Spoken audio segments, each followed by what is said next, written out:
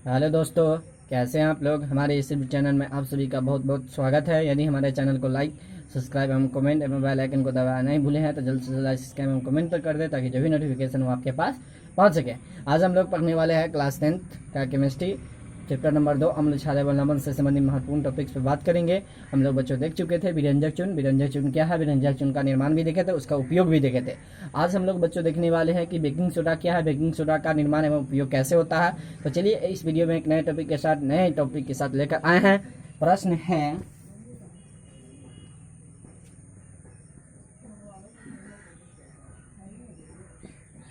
Baking soda क्या है।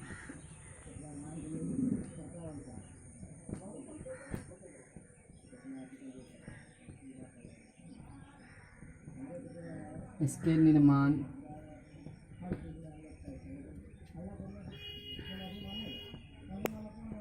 उपयोगों को लिखें। तो बच्चों, बेकिंग सोडा जो होता है, यहाँ जो नाम आया बेकिंग सोडा, तो बेकिंग सोडा को हम लोग खाने वाला सोडा भी कहते हैं, जिसका रासायनिक नाम सोडियम हाइड्रोजन कार्बोनेट होता है, जिसका रासायनिक सूत्र NaHCO3 होता है। तो मान लेते हैं लेंगे बेकिंग सोडा को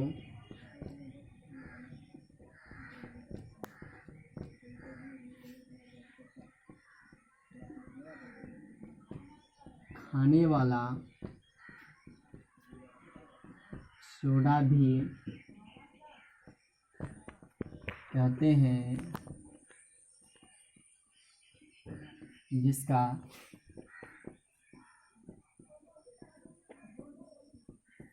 रासायनिक नाम सोडियम हाइड्रोजन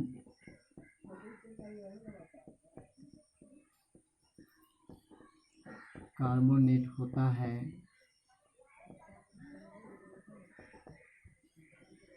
और इसका सूत्र NaHCl3।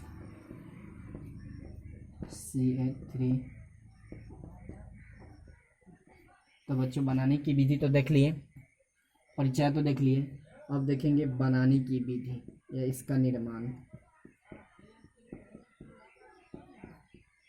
तो बनाने की विधि जैसे में मान लेते हैं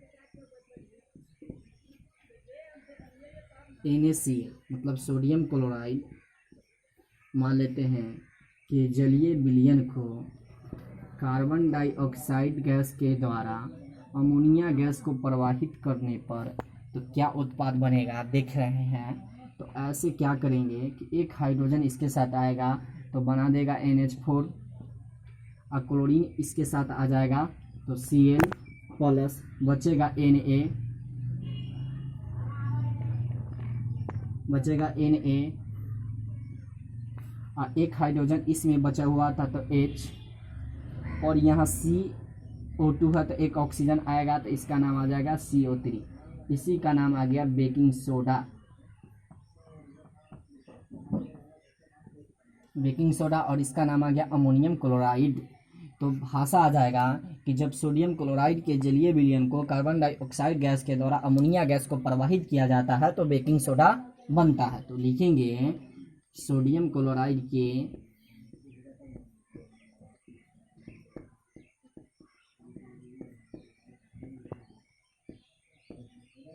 जलीय विलयन को CO2 गैस के द्वारा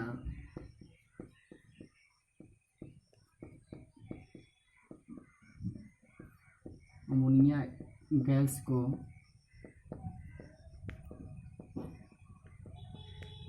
प्रवाहित करने पर बेकिंग सोडा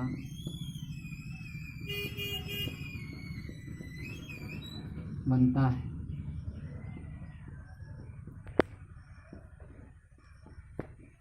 उदाहरण के लिए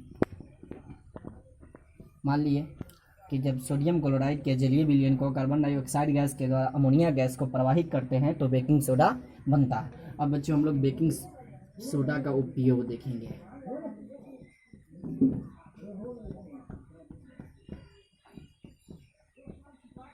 बेकिंग सोडा का जैसे में उपयोग हो जाएगा कि पहला बेकिंग सोडा को खाने वाला सोडा, तो इसका पहला उपयोग है स्वादिष्ट पकौड़े बनाने में।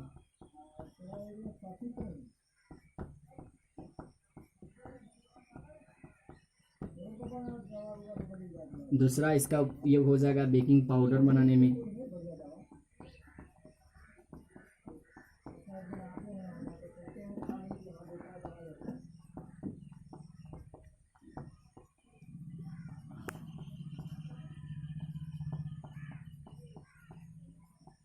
बोरेक्स NaH लवणों के रूप में। तीसरा देखेंगे सोडा अम्ल के अग्निशामक के रूप में।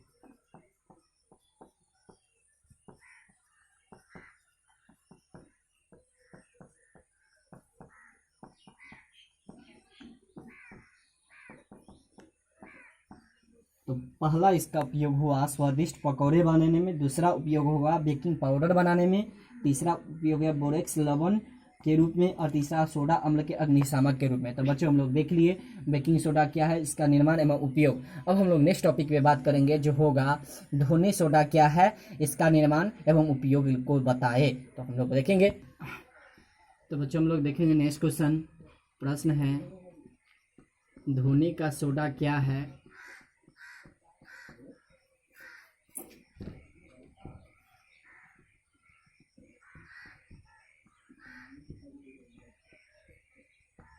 इसके निर्माण एवं उपयोगों को लिखिए। तो सबसे पहले धोने सोडा का जो सूत्र होता है NO2CO3 × 10H2।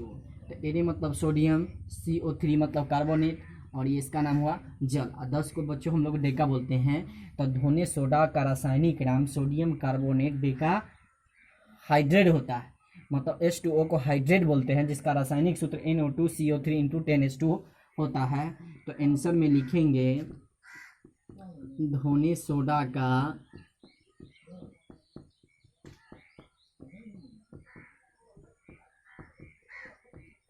रासायनिक नाम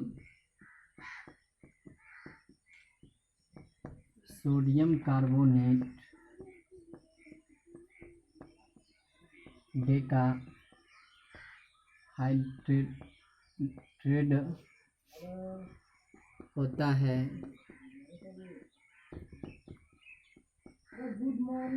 होता है, जिसका रासायनिक सूत्र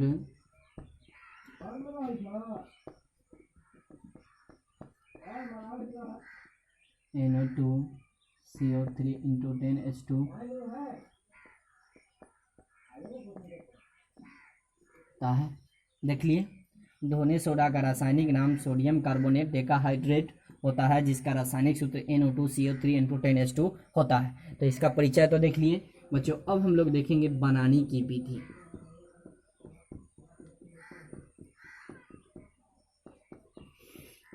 तो देखेंगे अभी हम लोग देखें कि पहले हम बनाए बेकिंग सोडा। तो जब बेकिंग सोडा को गर्म किया जाता है तो यह गर्म होकर सोडियम कार्बोनेट उत्पाद के रूप में बनाता है। तो जैसे यहाँ मान लेते हैं बेकिंग सोडा को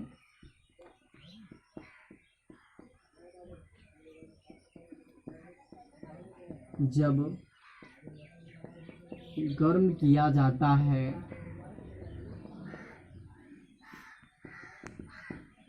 तो उत्पाद के रूप में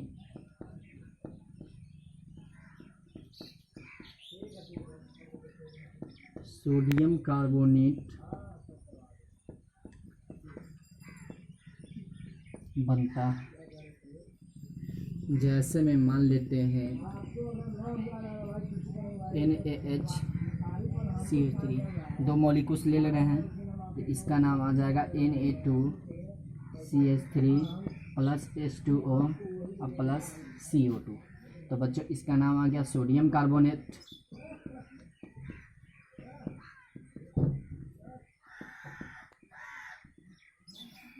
अब प्राप्त सोडियम कार्बोनेट को जब जल के साथ क्रिस्टलीकरण किया जाता है तो धूनी का सोडा प्राप्त होता है। तो लिखेंगे प्राप्त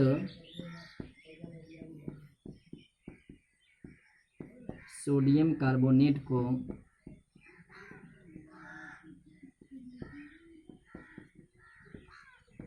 जल के साथ क्रिस्टलीकरण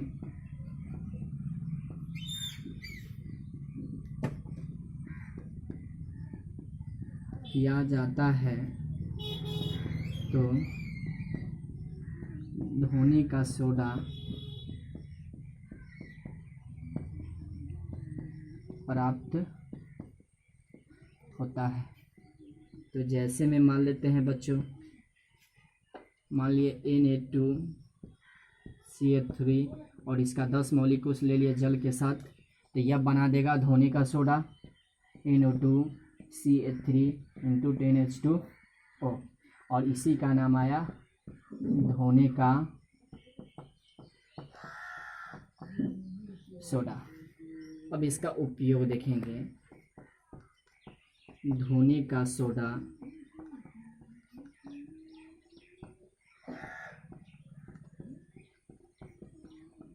उपयोग बच्चों, इसका पहला उपयोग है कागज, साबुन एवं कांच उद्योगों में। तो पहला उपयोग देखिए कागज, साबुन एवं कांच उद्योग में। दूसरा उपयोग है घरों के साफ सफाई के लिए। घरों के साफ सफाई के लिए।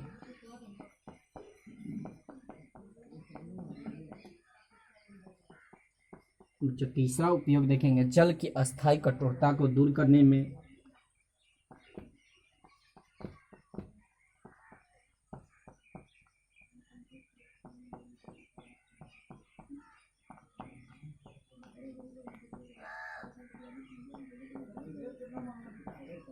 तो बच्चों हम लोग देख लिए नेक्स्ट टॉपिक धोने सोडा का क्या है, इसका निर्माण एवं उपयोग।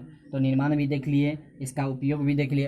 अब बच्चों हम लोग नेक्स्ट टॉपिक पे बात करेंगे जिसका नाम है प्लास्टर ऑफ पेरिस। मतलब प्लास्टर ऑफ पेरिस क्या है, इसका निर्माण कैसे होता है, इससे संबंधित हम लोग नेक्स्ट क्वेश्चन पे बात करें। तो बच्चों नेक्स्ट क्वेश्चन पे हम बात करेंगे।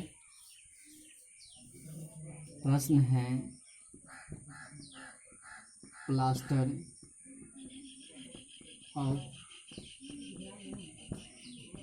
पेरिस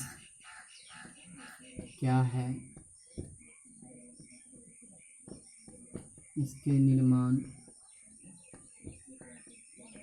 एवं उपयोग को लिखें। तो बच्चों प्लास्टर ऑफ पेरिस का जो सूत्र होता है वो सूत्र होता है CSO4 इंटू हाफ H2। मतलब ये प्लास्टर ऑफ पेरिस का सूत्र हुआ। तो Ca का मतलब होता है कैल्शियम, SO4 का मतलब होता है सल्फेट और 1/2 मतलब अर्ध हाइड्रेट होता है। तो आंसर में लिखेंगे plaster of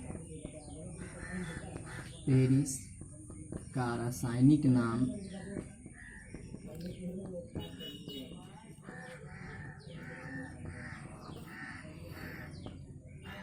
calcium sulphate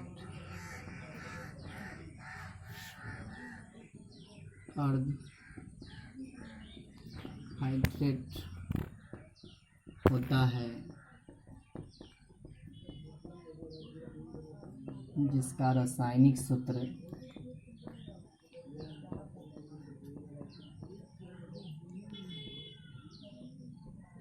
CSO4 into half H2 होता है। जिसे संक्षेप में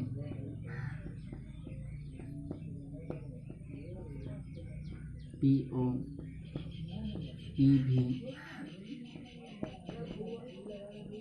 कहते हैं।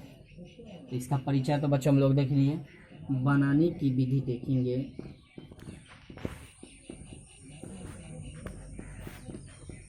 तो एक आ जाता है जिप्सम। जब जिप्सम को 373 केल्विन ताप पर गर्म किया जाता है तो यह जल के अणु को तैयार करके प्लास्टर ऑफ पेरिस उत्पाद के रूप में बनाता है। तो लिखेंगे जब जिप्सम को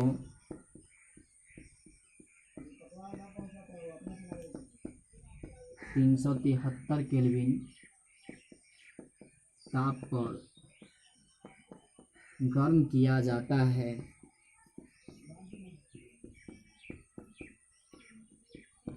तो यह जल के अणुओं के त्याग कर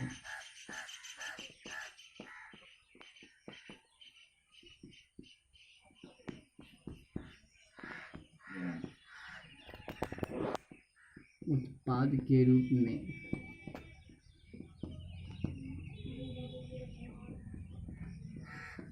प्लास्टर ऑफ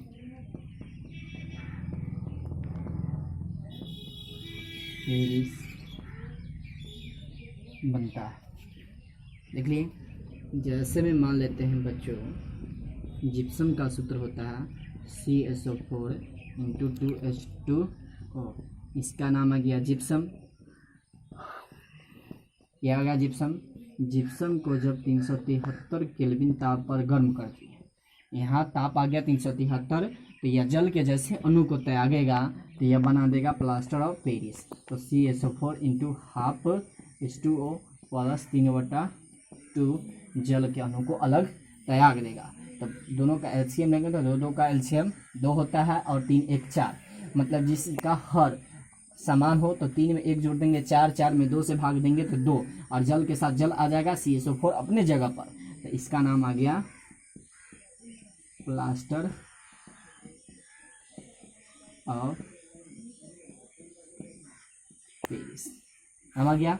तो प्लास्टर ऑफ पेरिस का निर्माण भी देख लिए, बनाने की विधि। अब इसका उपयोग देखेंगे। प्लास्टर ऑफ पेरिस का उपयोग पहला नंबर में इसका होता है खिलौना बनाने में।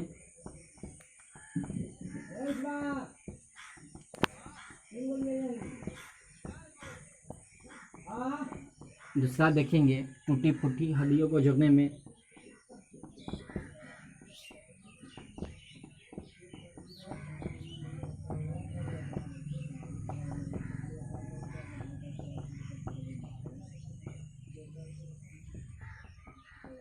तीसरा देखेंगे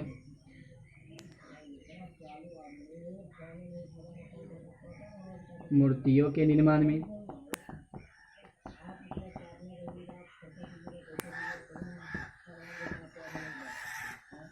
तीसरा देखेंगे बच्चों मकानों के छिद्र को बंद करने में।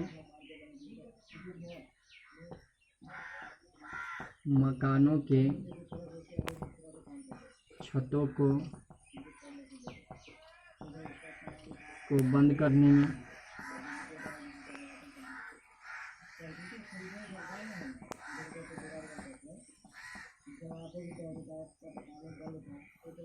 तो इसका उपयोग देख लिए, पहला खिलौना बनाने में, दूसरा टूटी फूटी हड्डियों को जोड़ने में, तीसरा मूर्तियों के निर्माण में, चौथा मकानों के छतों को छिद्रों को बंद करने में। तो बच्चों हम लोग देख लिए प्लास्टर ऑफ पेरिस का क्या है, परिचय भी देख लिए, इसका निर्माण भी देख लिए और इसका उपयोग भी देख लिए।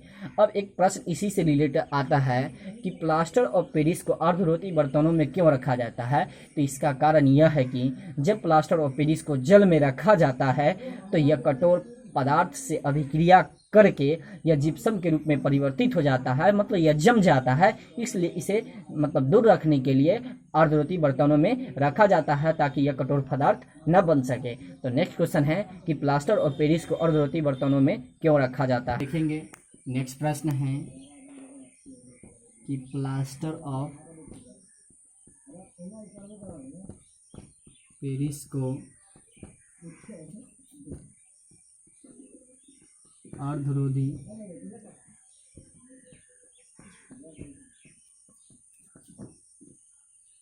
बर्तनों में क्यों रखा जाता है?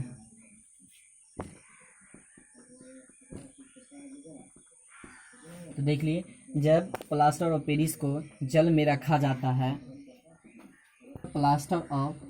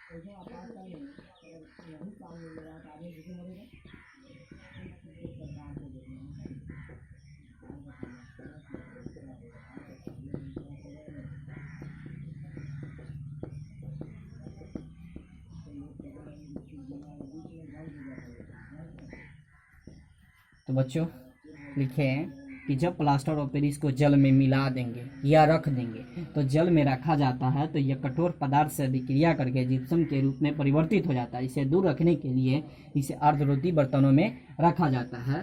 तो जैसे में मान लेते हैं कि प्लास्टर ऑफ पेरिस का सूत्र होता है CaSO4 ½ और इसके साथ जल आ जाएगा 3/2। तो जैसे इसे कठोर पदार्थ यहाँ रख देंगे, कठोर पदार्थ से यह अभिक्रिया करेगा तो यह जिप्सम के रूप में परिवर्तित हो जाता है। CaSO4 × 2H2O, इसका नाम आ गया जिप्सम। और इसी को दूर रखने के लिए अर्धरोधी बर्तनों में रखा जाता है। तो बच्चों नेक्स्ट क्वेश्चन है क्रिस्टलन का जल।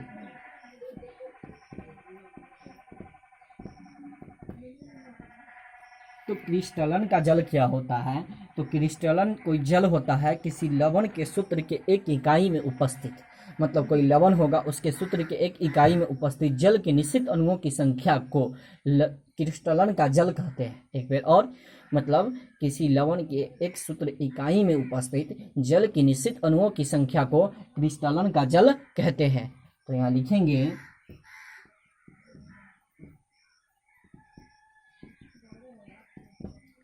किसी लवण के एक सूत्र इकाई में उपस्थित जल के निश्चित अणुओं की संख्या को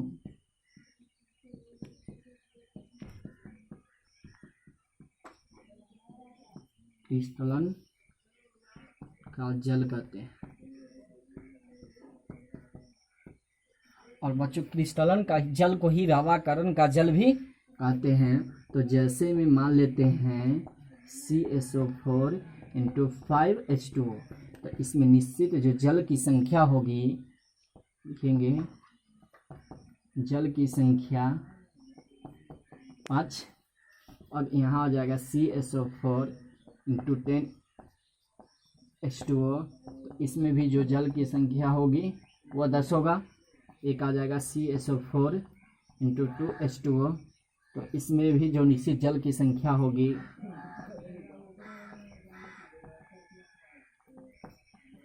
2। तो जल की संख्या तो देख लिए।